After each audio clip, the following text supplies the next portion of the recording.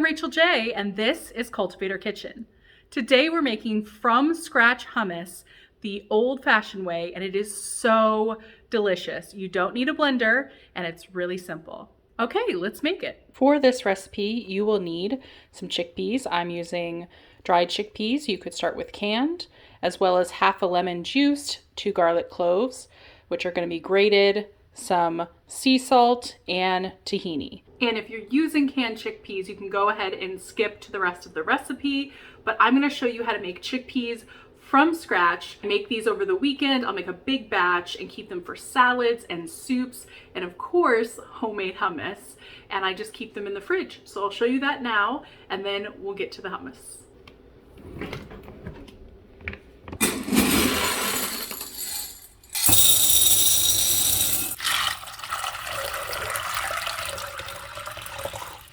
I put a lot of water almost to the top of this bowl because these are going to expand a lot as they soak overnight, and I'm just going to leave them there and see tomorrow.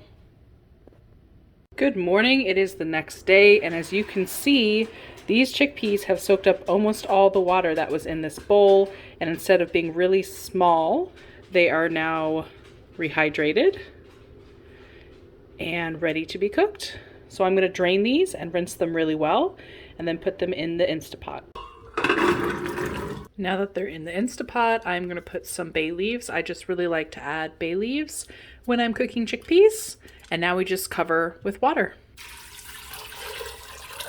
I generally don't measure the water, just put at least an inch over the top of your chickpeas. And if you're nervous about that, just put a little bit more. You can't really mess this up. I'm going to put these on the bean setting for an hour and 15 minutes, and then just let them steam off naturally and go about the rest of my day.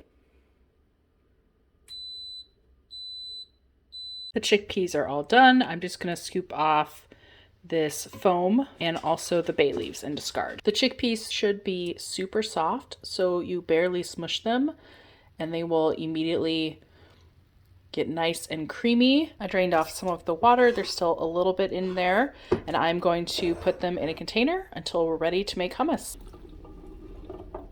And as you can see, that makes a lot of cooked chickpeas. So I'm going to store these in the fridge until we're ready to make hummus and use the rest for lots of other dishes. Now that our chickpeas are made and we have all of our ingredients, we are ready to make hummus. I am just going to use a bowl. You can use any bowl that you have, and either a fork, or if you have it, I'm using a pestle to mash everything up. 1 teaspoon of sea salt. Next, we'll use this microplaner to finely grate the 2 cloves of garlic. Squeeze on half a lemon. Now we're going to use our pestle, or if you're using a fork, you could use that. And we're just going to incorporate these 3. You'll be able to dissolve all the salt,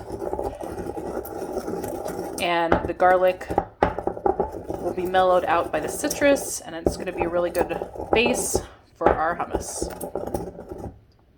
I am going to take about 1 cup of chickpeas and then rinse them before adding them to our bowl. Now I'm just going to gently mash the chickpeas into the sauce we made in the bottom. So I'm going to take about a minute or 2 until these are all done.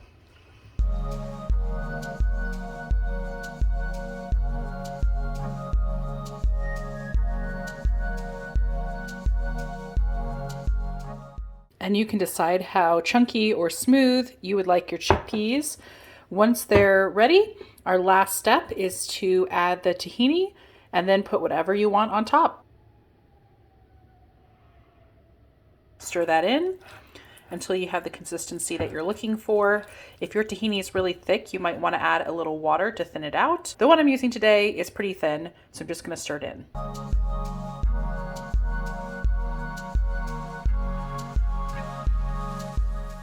The best part about making this right in the bowl is this is exactly how we're going to serve it. So I have some fresh mint, fresh flat leaf parsley, some really high quality extra virgin olive oil. Make sure it's really peppery and bright tasting. That's how you know it's a fresh olive oil, and a sprinkle of paprika. If you have sumac, that would be amazing too. I also like to put some pomegranate seeds or some chopped cucumber, but this is what I have right now. So I'm going to cut up some herbs and sprinkle everything on top.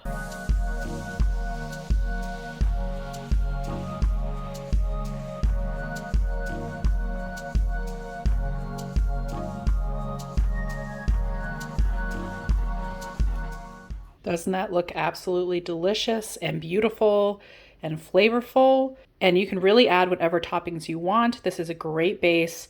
It takes less than 5 minutes once you've got your chickpeas, and it's the traditional way, no blender. And I think it's more flavorful than making it in the blender. So this is the way that I always make it. I hope you're going to enjoy. Let me show you what I serve this with. I have some basic whole wheat pitas here. I will never eat them out of the package. You want to heat these up first. Heating up this nonstick pan on medium low, nothing in the pan, no oil, and I'm just going to put in my pita pockets, let them heat for a few minutes on each side until they are soft, warm, and pliable. You can see these are nice and soft and squishy now. They're not going to crumble or be dry, and that is because we've heated them up. And they're just very soft and pliable now. This is the best way to me to eat hummus, is make sure you heat up your pitas first so they're extra delicious.